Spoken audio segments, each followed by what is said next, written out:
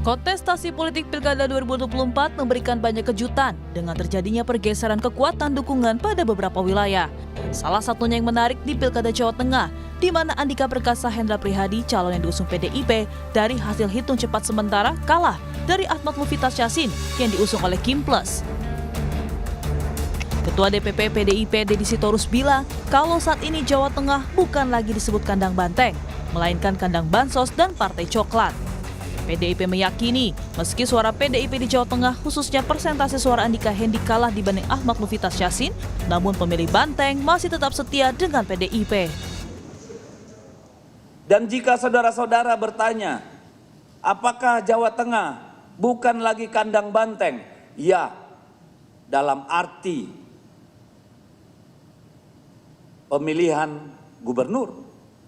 Dari sisi suara, dibandingkan antara suara pemilu legislatif dengan hasil pemilu kada gubernur, itu 2 kali lipat. Dari 25,9% menjadi lebih dari 40%.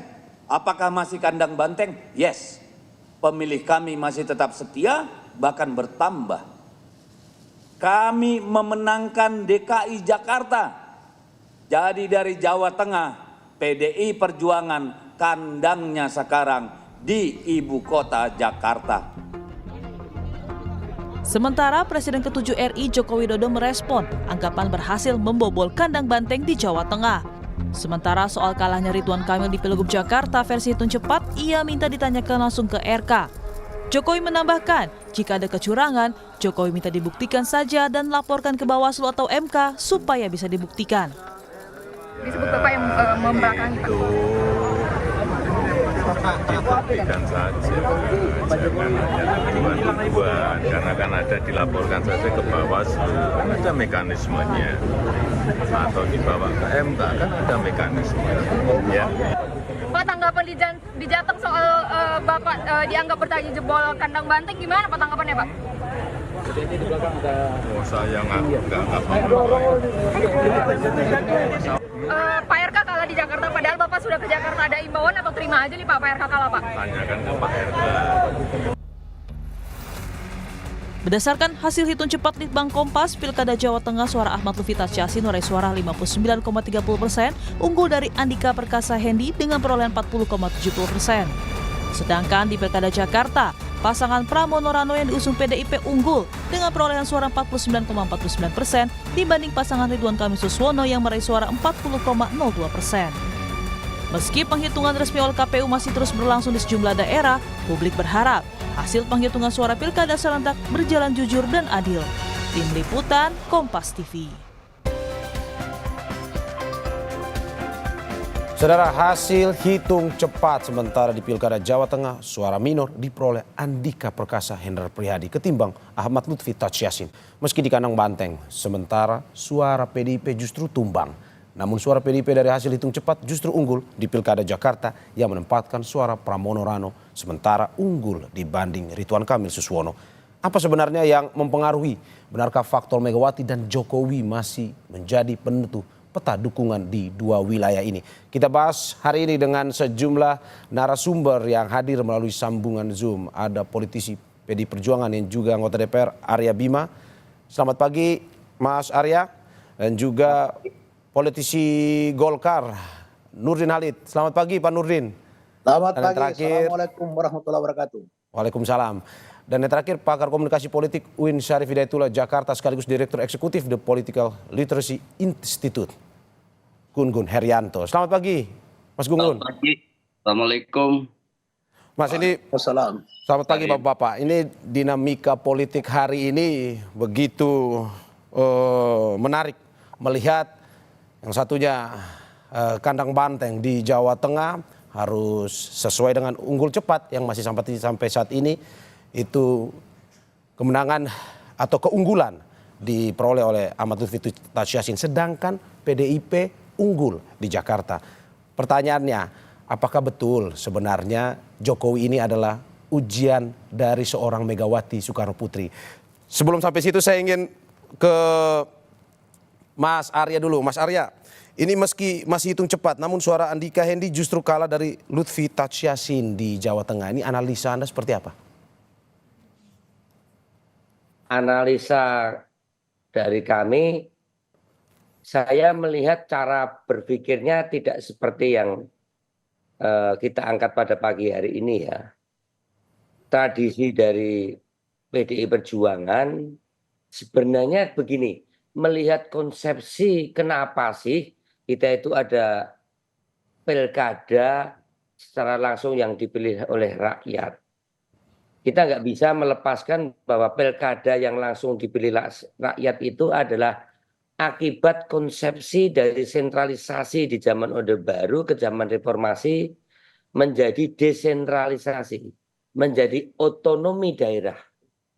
Jadi bagaimana daerah itu menjadi otonom dengan desentralisasi sehingga mampu memberdayakan seluruh potensi daerah, yang mana potensi itu perlu adanya seorang pemimpin yang legitimate sehingga partisipasi rakyat untuk memilih pemimpinnya itu akan berakibat pada partisipasi di dalam proses pembangunan untuk meningkatkan ekonomi daerah atau meningkatkan kemampuan daerah. Ya. Untuk itulah pemimpin itu kita jaring lewat penjaringan kader-kader atau masyarakat yang dianggap mampu menjadi sosok pemimpin daerah. Kemudian kita saring dengan berbagai mekanisme dengan kapabilitas, kapasitas dan integritas. Jadi cara berpikir kemudian mendikotomikan seolah-olah rakyat itu karena mencoblos karena seorang sosok, misalnya tadi dikatakan seorang Pak Jokowi atau seorang Mega, itu bukan cara berpikir Megawati Soekarno Putri atau bukan berpikir cara PDI. Disitulah kemudian kita menjaring seorang Pak Hendi dan Pak Andika, maupun kita menang di 19 daerah kabupaten kota di Jawa Tengah. Ya, ini cara berpikir, struktur berpikir yang salah. Kalau kemudian ada seorang sosok yang mampu mengkooptasi atau mempengaruhi. Ini konstruksi berpikir kenapa kita ada pilkada. Nah, kami tidak melihat, ya, Ibu tidak kampanye, ya, Bu Mega tidak kampanye, Ibu Mega tidak pernah mengklaim bahwa rakyat Jawa Tengah selama ini memilih kepala daerah karena Ibu enggak. Ibu menjaring keinginan daerah siapa sih yang lu recommended gitulah. Ya. Jadi yang begitu di Jakarta. Jadi bagaimana visi rakyat, ya, Jakarta, Jawa Tengah itu menjadi visi pemimpin yang legitimate. Jadi ada konstruksi cara berpikir kok ini jadi aduan lagi, jadi pertempuran mendesentralisasi lagi. Karena dukungan Pak Prabowo, karena dukungan Kim Plus, ya, karena dukungan PDI, karena dukungan Ibu Mega. Enggak. Berarti Mas Arya, Anda mau bilang bahwa ini lebih ke sosok pasangan calon, bukan endorse sebenarnya ya? Bukan endorse. Ya. Partai politik mengusung, ya, mengusung visi misi dan mengusung orang, tapi mengusung orang ini pun akibat dari partisipasi, proses penjaringan dengan mekanisme surat keputusan partai. Jadi partai sebagai persemaian kader itulah yang harus menjadikan proses pendidikan politik partai dengan sekolah partai. Maka kami di Magelang menang, di kota Pekalongan menang, di kota Semarang menang, di Kabupaten Banyumas menang, di Kabupaten Brebes, Kabupaten Demak, Grobogan, Jepara, Karanganyar, Kendal, Klaten, Kabupaten Kudus, Kabupaten Magelang, Kabupaten Purwokerto, Kabupaten Wonosobo, Wonogiri, Temanggung, Sukoharjo, Kabupaten Semarang. Ini kader murni yang kita didik. Oke, Mas Arya, tapi bagaimana menanggapi? Karena kita jaring. Ya, tapi bagaimana menanggapi bahwa ini identitas Jawa Tengah itu kan sudah terlalu kuat lekat dengan kandang banteng. Pada akhirnya tapi yang unggul saat ini masih dalam proses hitung cepat sebenarnya itu Ahmad Lutfi Tachiasin. Anda bisa melihat bahwa apakah memang sebenarnya itu bukanlah kandang banteng sehingga dinamis bisa siapa yang menang atau bagaimana sebenarnya? Boleh ada stigma kandang-kandang banteng, ya itu kandang itu akibat boleh, ya kan? Karena selama ini sejak dari Pak Mardianto, kemudian Pak Bibit Waluyo, Ganjar Pranowo, amanah rakyat Jakarta, rakyat Jawa Tengah itu memberikan dukungan kepada sosok yang kita usung karena keberhasilan bupati-bupati kita dan wali kota memang muncul ya, muncul seorang Ya. Pak Jokowi, muncul seorang Ganjar, muncul seorang Risma, Ya. muncul seorang tokoh-tokoh pilkada secara menjadi tokoh nasional, dan itu karena kompetensi yang dia miliki dan kapabilitas dan legitimate mampu menaikkan berbagai potensi daerah yang ada. Saya Oke. tidak setuju gini loh, saya nggak setujunya kok rakyat kok seolah-olah dikooptasi oleh 1-2 figur. Partai di sini adalah hajatannya hajatan rakyat, bukan hajatan elit, apalagi hajatan domestik, ya. Maka pola-pola Kimples itu salah besar karena dia mengkooptasi. Itu kan pengennya bagaimana kita dicepit untuk tidak bisa mencalonkan. Ya, kebetulan Ya. Puan menunjukkan dengan adanya keputusan MK dengan 7%, hampir-hampir saja kita DKI nggak bisa mencalonkan. Banyak tempat kita hanya bisa Oke. mencalonkan Oke. 140. Oke, Mas Arief. Oke. Lihat supaya marwah, kenapa kita ada pilkada secara langsung, itu tidak lepas adanya pilkada langsung karena konsepsi desentralisasi dan konsepsi otonomi daerah.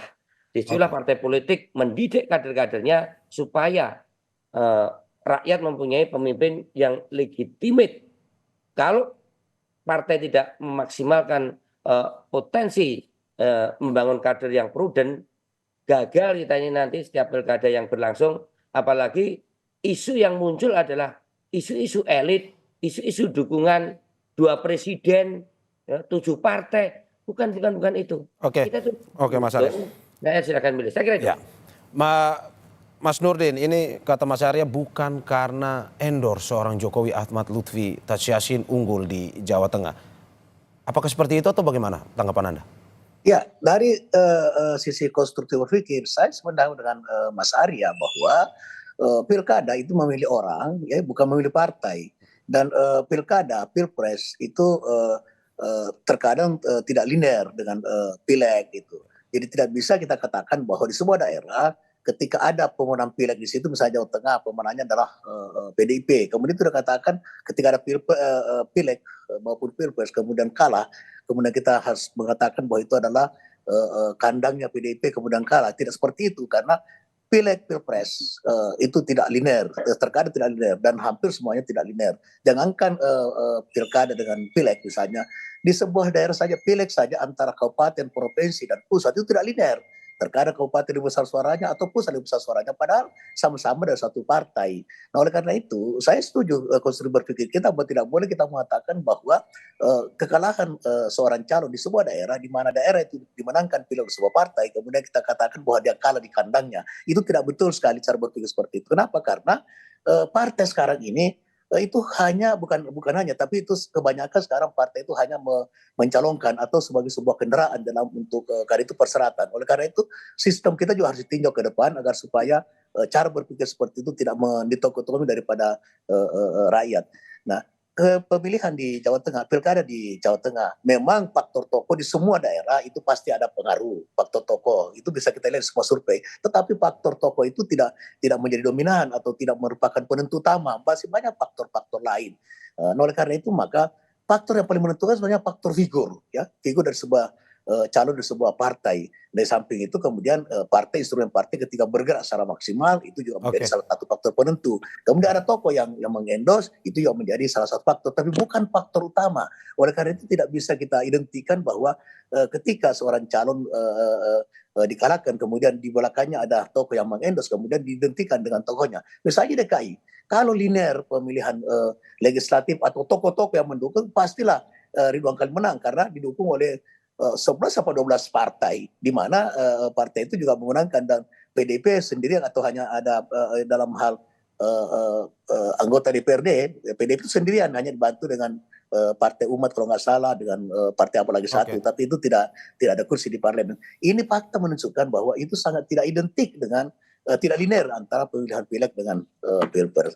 Nah, kalau di Jawa Tengah memang Pak Nurdin, jika kita berbicara soal ini merupakan murni karena pasangan calon, bukan karena endorse maupun siapa yang berada di belakangnya. Tidak juga murni pasangan calon. Faktor tokoh juga pasti ada. Faktor tokoh di Jawa Tengah faktor Jokowi pasti ada.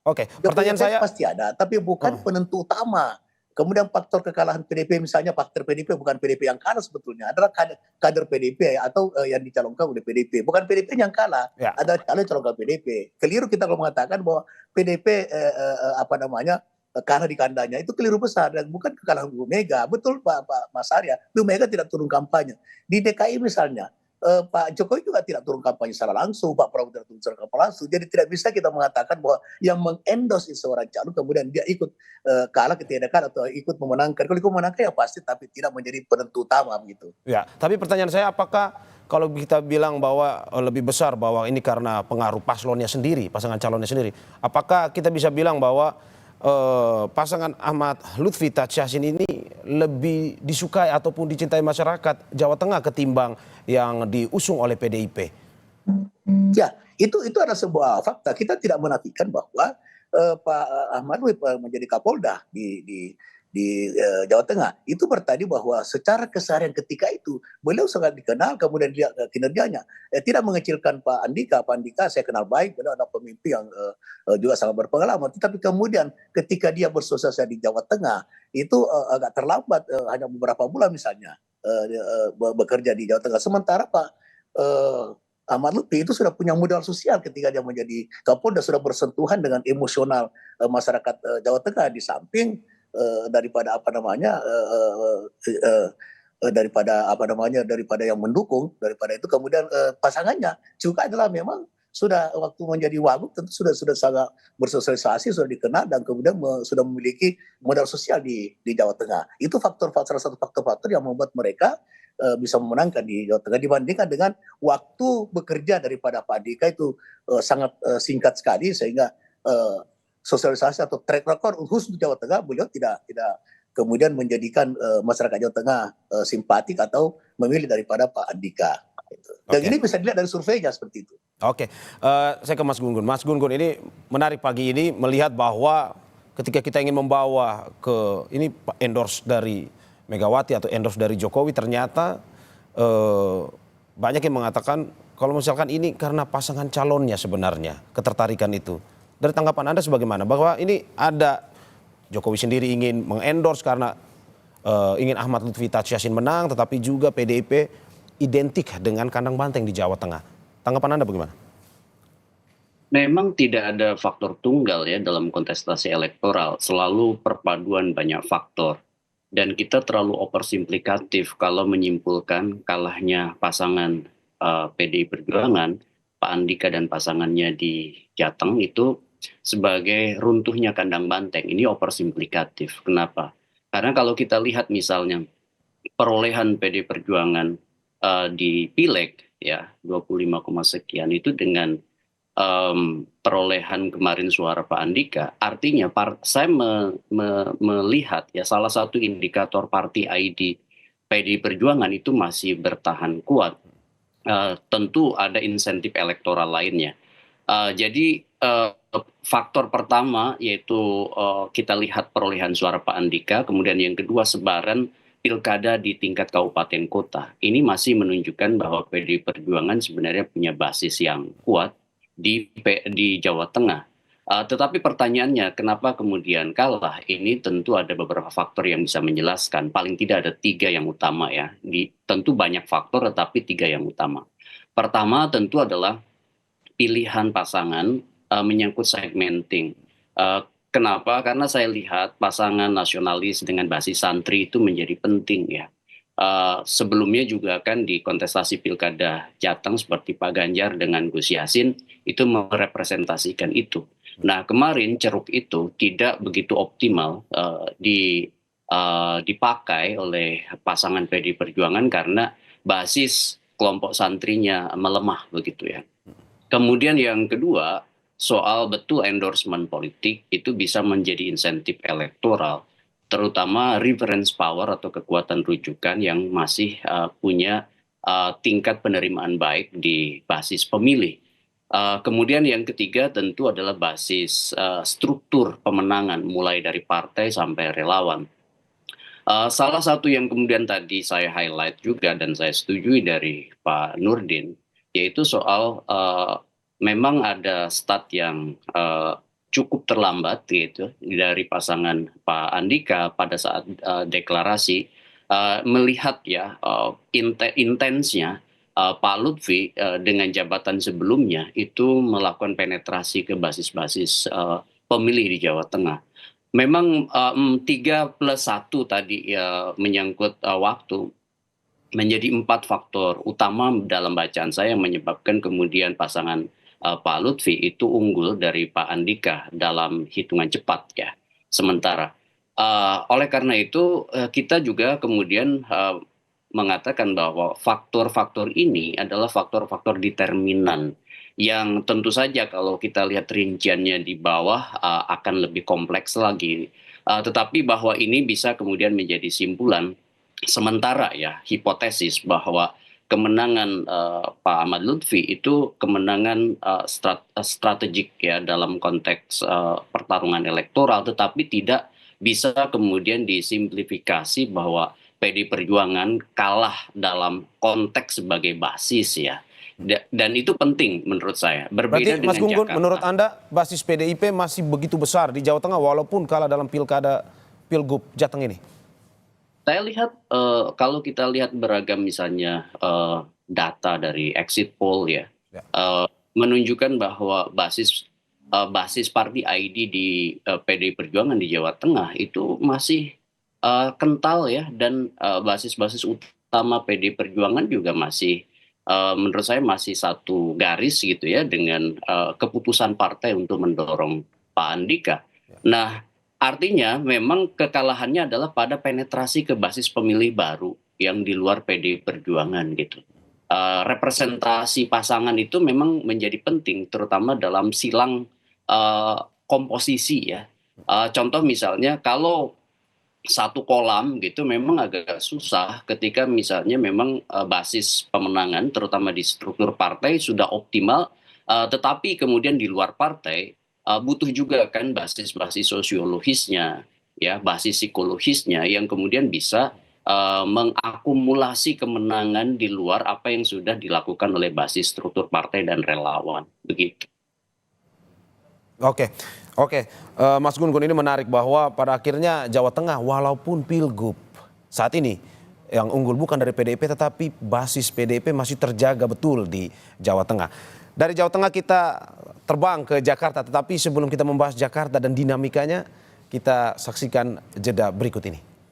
Terima kasih masih di Sapa Indonesia Pagi bersama saya Maris Sarong. Saudara, saya akan lanjutkan diskusi dialog kita pada pagi hari ini masih dengan 3 narasumber saya, politisi senior PDIP Arya Bima, politisi senior Golkar Nurdin Halid, dan juga pakar komunikasi politik Mas Gun-Gun. Saya ke Mas Arya lagi. Mas, ini kata rekan Anda Deddy Sitorus, katanya kandang banteng dari Jawa Tengah pindah ke Jakarta. Ini sebuah pernyataan yang mengejutkan sebenarnya. Tanggapan Anda gimana? Ya, untuk Pak Deddy memang orangnya menggelegar ya kalau menyampaikan pernyataan-pernyataan. Kalau saya tetap sama tadi, Ya. proses penjaringan dan penyaringan yang dilakukan oleh Ketua Umum PDI Perjuangan Ibu Megawati Soekarno Putri itu selalu menginginkan bagaimana menyodorkan kepada rakyat, sosok kepada rakyat, seorang pemimpin yang kapabel, yang diproses atau dipilih secara demokratis. Dengan kapabilitas, kapasitas, dan integritas. Saya percaya bahwa Jawa Tengah, Andika dan Pak Hendi maupun Mas Pram dan Bang Dul ini adalah satu proses yang matang dan dewasa untuk partai politik menyodorkan kepada rakyat baik di Jawa Tengah dan di DKI.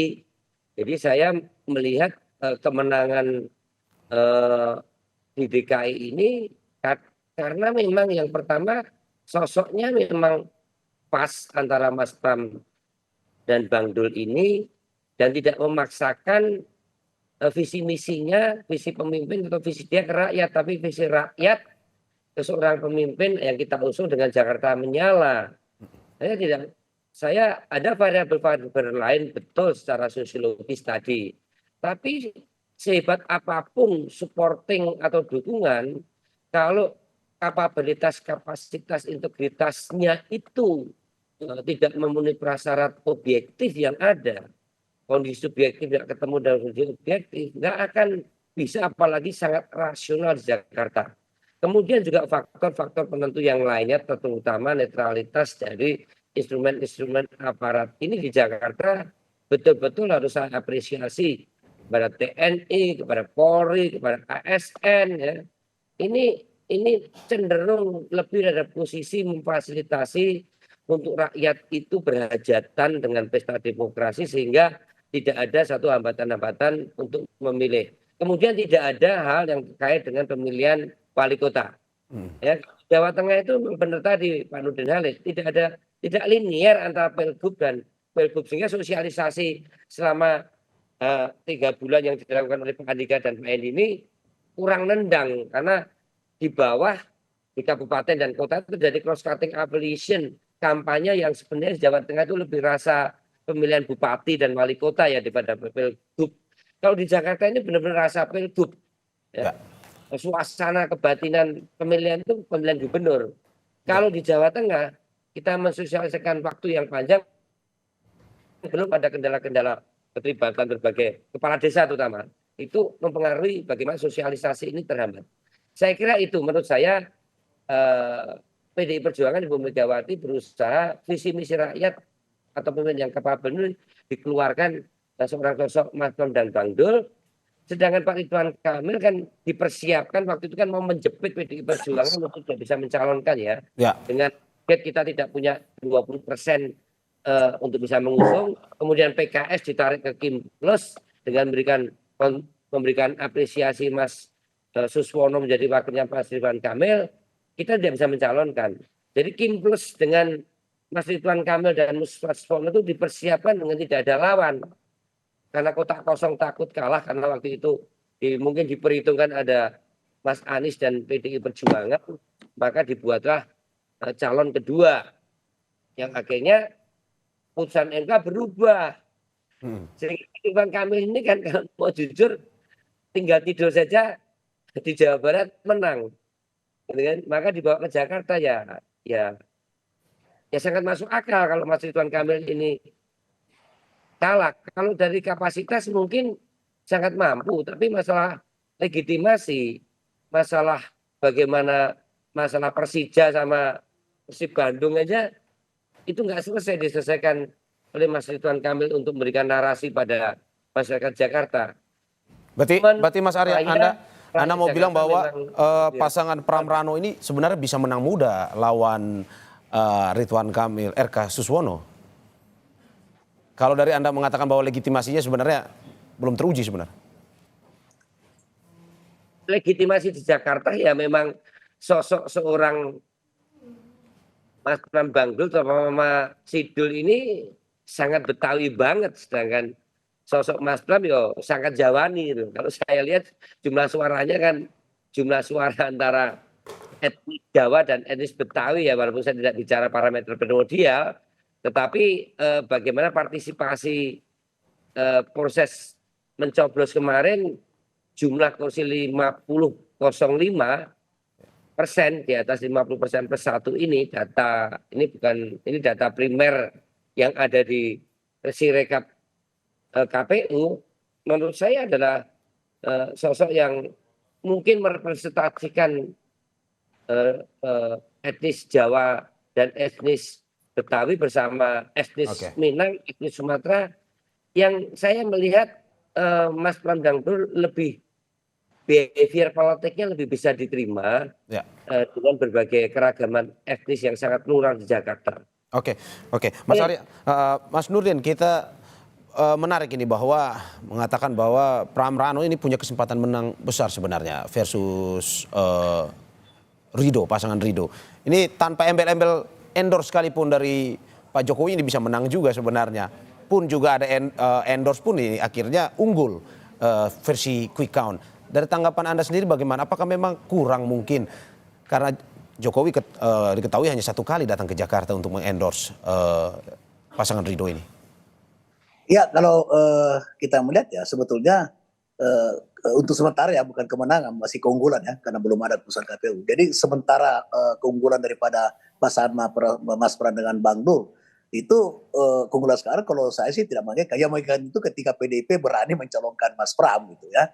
Nah kalau kita waktu itu karena trend survei itu dengan Kang Emil itu sebenarnya sangat tinggi, sementara pasangan Mas Pram dengan Bang Dul itu belum terekam menurut survei. Tetapi dari sisi figurnya sebetulnya adalah tidak jauh berbeda dengan Bang Dul dengan Kang Emil dari sisi popularitas. Sebab pilkada itu yang pertama popularitas dulu ya, baru kemudian keterpilihan. Itu faktor utama. Nah, untuk di Jakarta ini popularitas daripada pasangan Mas Pram ini didukung oleh Bang Dul itu tidak jauh berbeda sebetulnya dengan Kang Emil. Ya memang dengan Pak PDIP berani mencalonkan Mas Pram yang ketika itu belum terekam sama sekali. Ya, kalau Bang Dul kan sudah terekam dalam survei dan cukup tinggi secara pribadi ketika itu.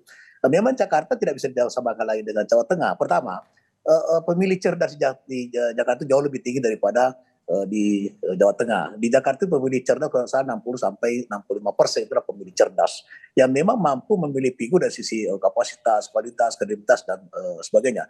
Yang kedua adalah di Jawa Tengah itu tidak ada faktor proses sebelumnya yang menciptakan kekecewaan bagi masyarakat Jawa Tengah. Tapi di Jakarta ada proses-proses yang secara kasat mata kalau saya secara pribadi melihat itu ada proses dalam proses pencalonan itu yang menciptakan kekecewaan daripada masyarakat Jakarta sehingga sekarang ini mengakibatkan adalah tingginya daripada golput atau kurangnya partisipasi daripada pemilih Jakarta. Dan ini untuk pertama kalinya pemilih Jakarta itu tidak signifikan atau sangat rendah. Ini partisipasi yang sangat rendah sepanjang sejarah pilkada. Nah, faktor yang saya maksud tadi itu adalah adanya kecewaan terhadap tidak berhasilnya Mas Anies menjadi calon, sehingga mungkin 80-90% pendukung daripada Mas Anies itu adalah menjadi tidak ikut memilih atau golput itu. Nah, yang kedua adalah dengan terang-terangan Mas Anies itu turun kampanye atau turun bersama dengan Mas Pram dengan kemudian diekspos secara masif oleh media, maka itu faktor juga salah satu faktor yang membuat kemudian pemilih Mas Anies itu adalah memilih pasangan Mas Pram. Nah, sementara dari Kim itu ya tidak maksimal instrumen partai, itu fakta ya. Buktinya tidak semua ketua umum partai itu full all out turun. Tapi insya Allah Mas Arya mohon maaf kalau ini 2 putaran maka itu 50-50. Kalau 2 putaran ini menurut saya Pak Jokowi, Pak Prabowo, kemudian ketua umum Kim ini akan all out untuk menangkan Ridwan Kamil. Berarti Pak Nurdin, menurut Anda jika 2 putaran game changernya ada di Pak Jokowi dan Pak Prabowo, kalau lebih sering turun bisa membalikan keadaan? Oh tidak juga. So Pak Prabowo kan dengan kapasitas sebagai presiden tidak mungkin bisa turun langsung berkampanye, tidak mungkin itu. Ya beliau kan menjadi presiden dan kepala negara. Di satu sisi memang dia mengendorse Ridwan Kamil, tapi di sisi beliau ada harus netral sebagai seorang presiden. Nah kalau Pak Jokowi bisa turun full karena beliau sekarang bukan lagi tidak terikat lagi dengan berbagai aturan dalam pilkada itu. Tapi yang paling penting adalah instrumen partai dari Kim Plus itu, kemudian instrumen relawan itu kalau itu masif dan all out, saya yakin akan mengalahkan Mas Pram dengan Bang Dul di putaran kedua. Oke, Pak Nur, ini saya kutip sedikit beredar di media sosial tanggapan bahwa ini kemenangan Pram Rano di Jakarta ini adalah sebuah moment of truth atau ini pembuktian politik dari PDIP sendiri bagaimana konsolidasi politiknya begitu lancar di Jakarta sehingga bisa menang Pram Rano ini versus pasangan Ridho. Menurut Anda seperti itu atau karena memang kurangnya endorse dari Presiden ke-7 Joko Widodo ini?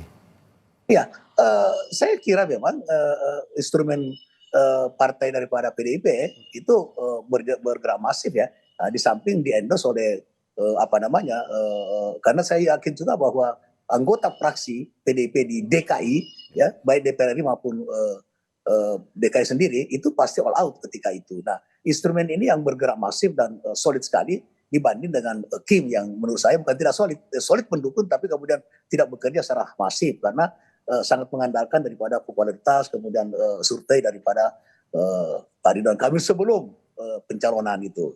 Nah, ketika pencalonan berjalan kemudian Mas Pram bekerja, itu kan tegak lurus itu surveinya Mas Pram itu. Nah, disitulah merupakan salah satu faktor daripada tertinggal saat ini. Bukan kekalahan ya kalau belum ditetapkan oleh KPU. Tertinggal sementara. Tapi mudah-mudahan ini dua putaran, kalau 2 putaran insya Allah Ridwan Kamil akan bisa memenangkan ini dengan catatan bahwa Kim Plus ini akan solid.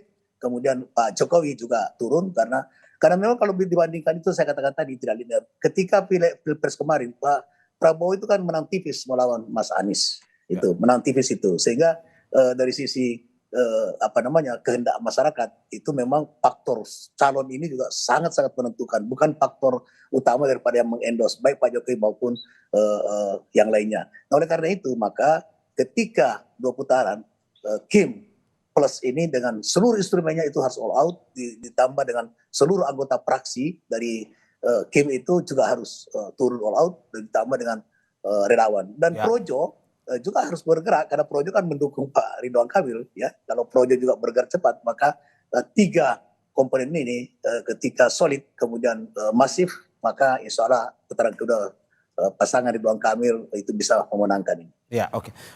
Saya ke Mas Gun-Gun. Mas Gun-Gun, ini sekali lagi di Pilkada Jakarta, Pilgub Jakarta ini masih kuat, dikatakan masih kuat paslonnya ketimbang endorse-nya. Tapi kalau kita lihat bahwa kemenangan Pramrano ini banyak yang mengatakan bahwa ini di belakangnya ada begitu banyak, ada mantan Presiden Megawati Soekarno Putri pun juga plus 2 mantan gubernur Anies Baswedan dan Basuki Cahayapurnama. Kalau dari Anda sendiri melihat memang karena lebih besar endorse-nya atau lebih besar ketertarikan pada paslonnya?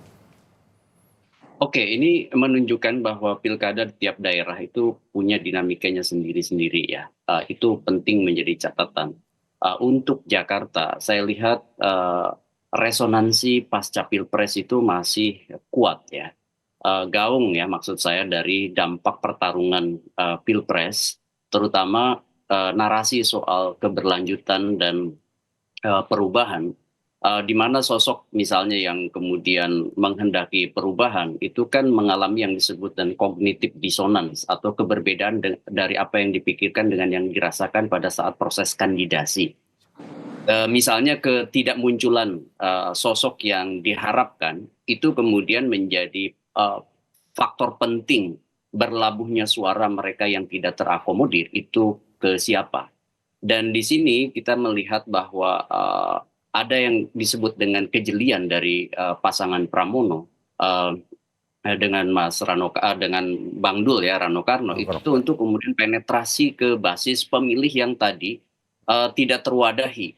Sebut aja mereka yang kemudian menghendaki Anies Baswedan maju sebagai salah satu pasangan calon di Jakarta. Dan betul ketika misalnya mampu persuasif dan ditunjukkan secara simbolik ya dengan dukungan Anies Baswedan, maka banyak sebut aja anak abah begitu ya pendukung Anies Baswedan masuk menjadi basis pemilih Pramono sebagian, dan sebagian lagi mereka tidak menggunakan hak pilihnya, sehingga kemudian itu menjelaskan kenapa angka golput atau yang tidak masuk ke basis menjadi pemilih atau voter turnout itu kemudian tinggi di Jakarta. Nah, ini kemudian faktor lainnya adalah sekali lagi CPM atau Civic Voluntary Model, yaitu basis hobi. Ketika misalnya, contoh aja misalnya mereka yang punya basis hobi bola seperti Jakmania, itu ternyata tidak mampu dipersuasi begitu ya oleh Ridwan Kamil, karena tadi Mas Arya sudah menjelaskan penuntasan narasi soal di mana Ridwan Kamil. Ini seperti sepele, tetapi kemudian memang menjadi signifikan karena basis pemilih di situ tuh besar gitu ya. Ini yang disebut dan kelompok hobi. Ingat, CPM itu bukan hanya suku, agama, ras, dan antar golongan yang tidak laku lagi di di Pilkada Jakarta 2024, tetapi kelompok hobi masih kemudian menyumbang insentif elektoral yang signifikan di Pilkada Jakarta kali ini. Ya. Nah, dari penjelasan saya tadi, saya ingin mengatakan bahwa betul Jakarta seperti Pak Nurdin tadi bilang, tipologi rasionalnya itu udah lebih ajak. Misalnya rasional egosentrisnya lumayan, rasional prospektifnya, rasional retrospektifnya. Rasional egosentrik itu yang menuntut bagaimana misalnya tawaran Anda pada kelompok kami begitu ya, yang jelas, tegas, terutama di wilayah program yang segmented. Kemudian yang retro, tentu retrospektif itu berkaca dari portofolio pasangan calon. Pak Pramono tentu punya portofolio ya yang cukup panjang, tetapi itu aja tidak cukup. Kemudian ada basis sosiologis yang kemudian dilekatkan pada Rano Karno, sehingga Rano Karno kemudian mengubah realitas simbolik dari nama Rano Karno menjadi Dul gitu. Itu kan sebenarnya pendekatan penetratif ke basis pemilih yang akarnya adalah sosiologis, bukan pada rasional voters gitu.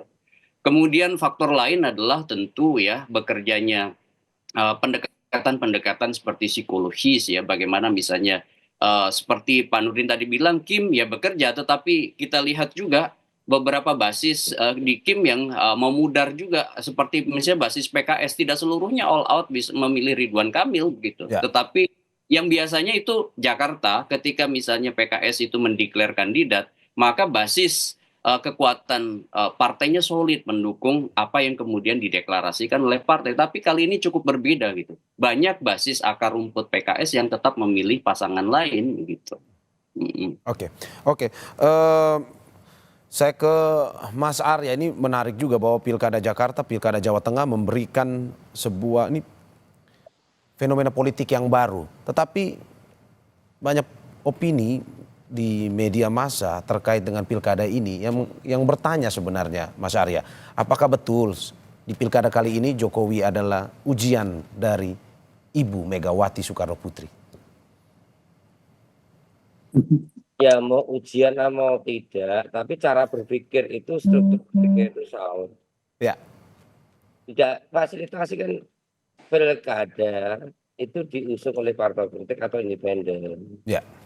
Nah sekarang ini kok men-take over hajatan publik, hajatan rakyat menjadi hajatan elit. Ya. Dulu kita itu kan nggak setuju pilkada dipilih oleh DPRD kabupaten kota dan kabupaten provinsi. Apa tidak setuju? Karena kurang searah dengan semangat otonomi daerah. Walaupun secara konstitusional masih bisa. Kita ingin menjadi hajatan rakyat. Sama maunya rakyat lalu pilih kan gitu. Partai silakan memfasilitasi dengan threshold diputuskan 20% supaya mungkin 5 atau 3 yang ada. Dibatasi menjadi Kim Plus misalnya. Ini kan membatasi ruang-ruang bagaimana kehendak rakyat itu menjadi sangat tidak bebas. Akhirnya Mas Anies nggak bisa mencalonkan kan gitu. Dan saya melihat tidak boleh. Lain kali cara berpikir semacam ini harus dijungkir balikkan. Ya. Saya tidak bisa bahwa menangnya PDI Perjuangan mengusung Mas Pram Bang Dul yang oleh oleh Ibu Megawati Soekarno Putri sebagai Ketua Umum beserta Partai Umat dan Hanura adalah tumbangnya, endorsernya Pak Prabowo, Pak Jokowi dan Kim Plus. Kan nggak bisa begitu. Ya. Cara berpikir salah.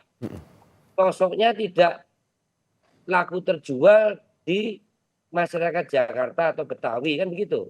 Apa Bang Ridwan Kamil juga kapabel mungkin di DKI kan gitu, di Jawa Barat. Jadi saya melihat struktur berpikir yang salah di dalam membangun opini publik lewat wacana publik yang dibangun oleh media sosial maupun media mainstream. Saya ingin bahwa pemilu pilkada yang berkualitas akan menghasilkan pemimpin yang berkualitas. Nah, cara mengendorse Pak Jokowi juga salah. Siapa yang mempengaruhi di sekitar Pak Jokowi? Pak Jokowi ini bukan alat peraga, dibawa ke Jawa Tengah, dibawa ke Jawa Barat, atau dibawa ke DKI, atau dibawa kemana-mana. Ya. Faktanya kami di Jawa Tengah masih 19 kader kita jadi bupati. Apakah pandang-pandang tumbang? Enggak masalah tumbang atau tidak.